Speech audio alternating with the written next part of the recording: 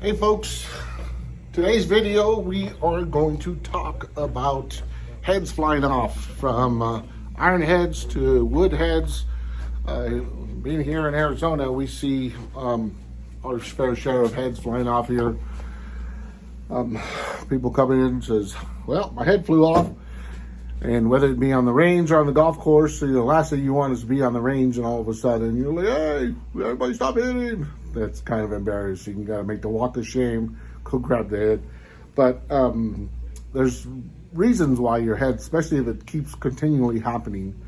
We're going to touch on some of those reasons and how to kind of make sure that this doesn't continue happening by proper club building. So let's get started.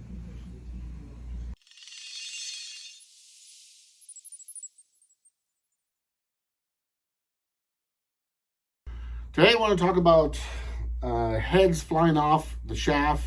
If you have that problem, it seems like I've been seeing it more and more. Customers coming in, they're losing their heads. Well, not literally, but you get what I'm saying. Even also, you'll see they'll come in and they're snapping the tips of the shaft. Generally, this is a graphite shaft. This is actually an LA Golf shaft. I believe the DeChambeau series, which is a single length golf club set. So everything is the same length. So my customer was kind of new to the game, but he does have a really, really good golf swing, a lot of club head speed, young. He wants to try to play the single length. So single length, he got somebody to build his set, and they used the Mulpey, I'm sorry, not Mulpey, the Wishon golf heads. And well, there's a problem with that. As I pulled off the shaft, you can see here that shaft has really disintegrated. Now, once the fibers start coming off, it'll get worse and worse. Now, it was actually not that bad when I pulled it off, but since I've been touching it and moving around, I think we took this off yesterday, it's been falling off more and more. So it wasn't quite as bad, but it's still, you can tell, if you look real closely, there's, actually, I don't know if it'll capture that, there's a little break. So he has been breaking tips of shaft. Now he has a very high club head speed, so they assumed that was it. But there's something really wrong with this particular head, not the brand, just this head. And that's, once you put the shaft in there, look at this movement. There's way too much movement, and this should be a 370. Where's my gauge here? I got my gauge, my shaft gauge.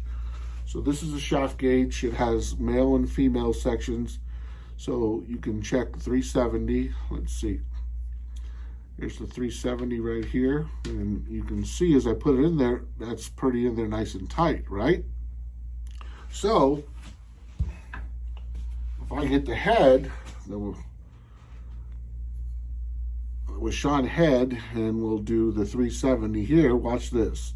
If I put it in there, there's a lot of movement. In fact, above that is or below that is 390. If I put that, it still fits in there. Not only that, but there's still movement. So I know for a fact that Wishon's heads aren't 390. So there's a problem. So through our detective work, our club builder detective work, and then looking in the head, I don't know if you can see that there, but let's see if I can get the reflection. Let me see. There's, if you look closely, you can see some step. There's a step, there it is. There's a step in there. It goes around. Well, what that means is this has been drilled. Then, I don't know if this will come out. If you look even closer, you'll notice some threads in there. What? Threads? This is a fitting head. So what happened is This was drilled out for it could fit. And well, why would you do that? After talking to my customer, if you live in Arizona, we always get a golf club, and it's called a desert club. It's like the 15th club in our bag. It's not cheating if we're not playing USGA. But anyways, we keep a desert club in our bag because when the rare times you don't hit a fairway and you hit it into the desert, you want a club, especially if you have a nice set, that you don't want to scratch up from hitting it out of the rocks and stuff. So you just have a little desert club, you punch it back in the fairway and continue on. That's usually what the desert club is played for. Anyways, this is why he wanted this club set up. So is that the reason why he's snapping the clubs? Well, it would be, but if this is just a desert club, then what about the other clubs? So he's bringing them in there. We're going to find out. But it kind of led me to make this video. And to solve issues like that, there's a couple ways we can do it. First, if he wants, when this club was built, what should have happened is they should have put a sleeve in there, right? That's it's a little copper sleeve, or it's actually a shim, not a sleeve. You put that in the shaft like that, the tip, and it creates a wider diameter, which gets a better fit. And then the second thing that he could have did was, so you want to use a little bit longer ferrule so it keeps the shaft from snipping at the end. And if you'll notice here, see that's a standard ferrule. Well, as a former club builder for PXG, all PXG heads are a little bit wider diameter than the shafts that go in there, whether it be 355 or 370. And if you ever gotten a PXG shaft, a PXG ferrule, they're a little bit different than this, but they do have the little step in there. It's a little collar, right? And what that does is when you put the little collar inside the head like that, it doesn't move. It keeps it pretty sturdy, which gives a more sturdy foundation for the shaft to go in there.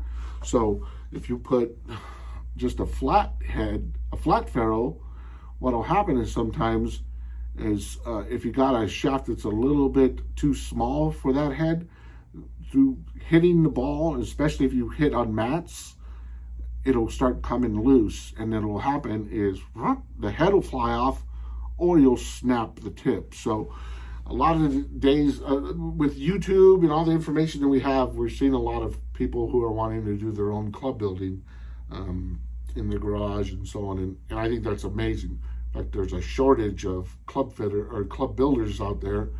So learn your stuff and get out there. But if you see this happening to you, where your heads are flying off or you're snapping the tip of your shaft, you want to make sure that first and foremost the diameters of the shaft are correct. Get yourself a little gauge like this. I don't know how much I paid for that, but it'll make sure that the head's correct size, the shaft is the correct size, and then using a longer ferrule like this is going to help you from wiggling the shaft wiggling inside the head, but definitely one with a collar.